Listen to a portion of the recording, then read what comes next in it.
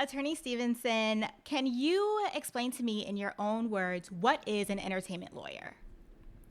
This is like such a great question. I actually just answered this on TikTok because I didn't realize that people didn't really know what an entertainment lawyer is, but I guess I should have known because I didn't even know what an entertainment lawyer was before I was in college.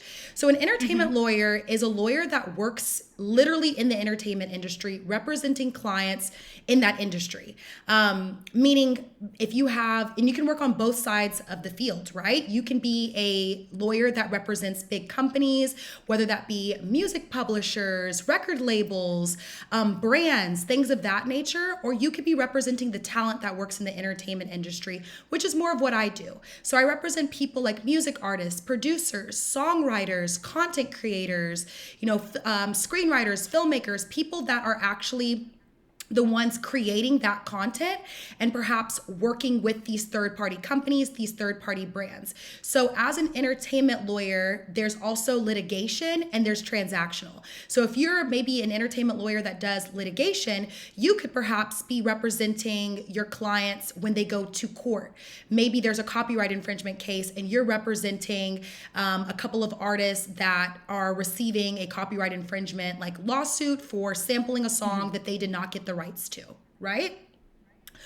But you can do transactional, which is what I do. It's a lot of contracts, a lot of documentation. For instance, I have clients that are signed to major labels, so I do album clearance for them. If they're a music artist and they're going to commercially release their album with the label, they need to make sure all third-party producers, songwriters, vocal producers, any party that works on their album, you have the documentation in place that allows for those party services to be documented and for the label to commercially release that album without any problems arising. So an entertainment attorney in sum literally is an attorney that represents clients in the entertainment industry, but there's so many facets to that, which is why it can be oftentimes confusing. I'll give you one other example. I know this is a little long-winded, but one person in my comments said, hey, an entertainment attorney, would that mean that you handle maybe an entertainment client's divorce?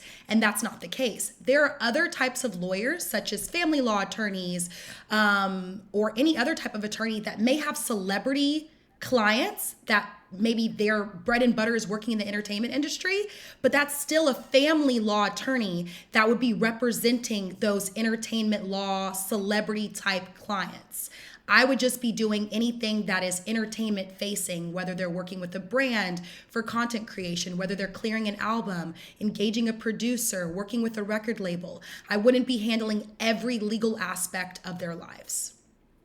And see, I love that because I've had a professor explain it in that latter way that you just explained. If you're working with someone in the entertainment space, you can call yourself an entertainment lawyer. If you do criminal law work and you have to defend an entertainer, you could be considered an entertainment lawyer because it's not about the law you're practicing, but the clientele you're serving at the time. And to me, I think you're right in that can get a little convoluted.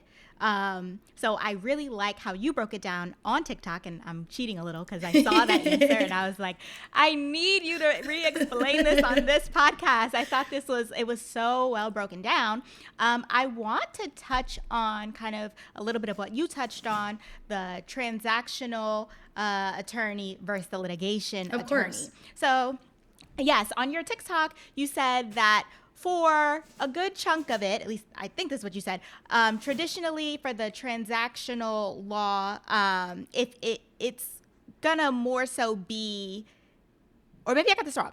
No, I think you're on the right page. No, wait, because I thought you said maybe traditionally or for the most part that could be in-house and litigation more so would be at a firm. I know that they can be in both places, but can you talk about that a little bit? First, kind of break down traditional transaction attorneys and where they would be placed versus litigation attorneys and where they would be placed. Absolutely. This is why it's so confusing. And this is why at the end of my TikTok, I was like, I know this is long-winded.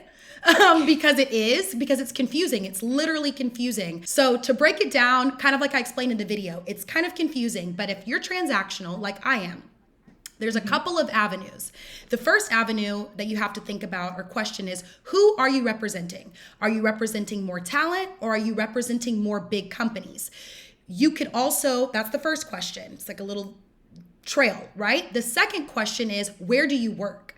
So if I represent talent, which is what I do, I work in a law firm. So I work in like a boutique law firm. I'm able to represent talent in that capacity. If I'm representing a brand or big company, I can either work at a law firm, likely like probably a bigger law firm that has those big clients like a UMG or Cobalt or a Warner. You're serving as their outside counsel.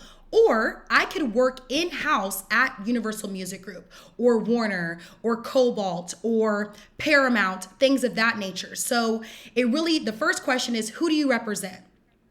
And then the second question is, where do you work? Most of these talent individuals, they may have a company, an LLC, whatever, but you're likely going to be their outside counsel, and you're likely going to be working either at your own law firm or at someone else's law firm representing them.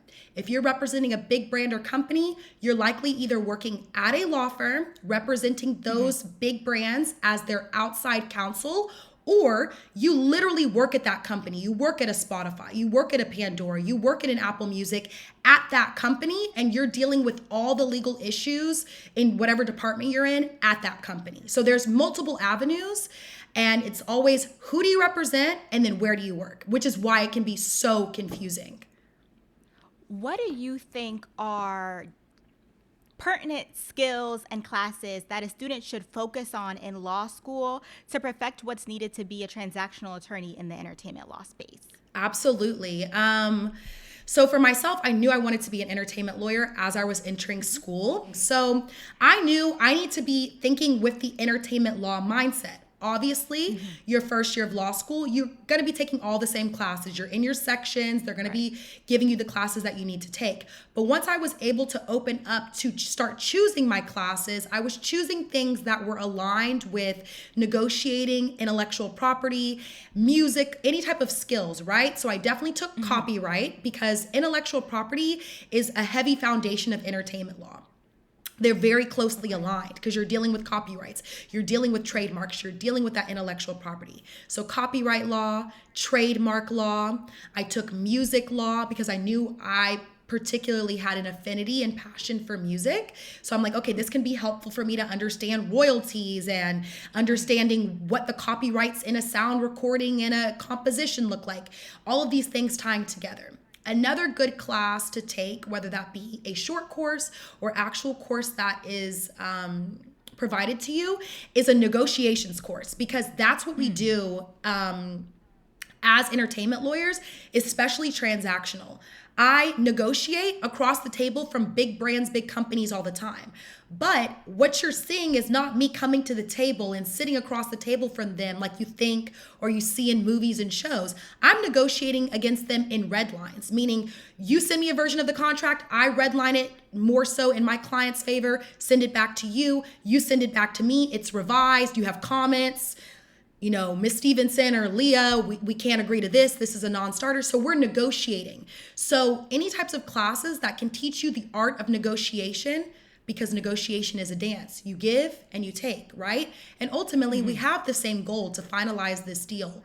But who we're advocating for is going to be different. Those types of classes really help you learn how to become an entertainment attorney. But I'm a big believer that law school doesn't teach you how to be an attorney. It teaches you how to think like one.